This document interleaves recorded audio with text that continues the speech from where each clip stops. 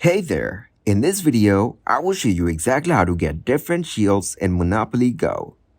First of all, open up the Monopoly Go. After opening the Monopoly game, click on Shield icon from top bar. Now, to get different shields in Monopoly, you have to keep rolling the dice and play the game. If you keep playing the game, you will get your different shields. After completing the mission or adventure, you will receive the shutdown.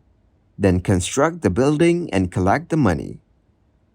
Right after that, keep rolling and playing the game until you receive more free dice. After that, click to unlock the shields. Just click on the shields icon from the top bar to do that.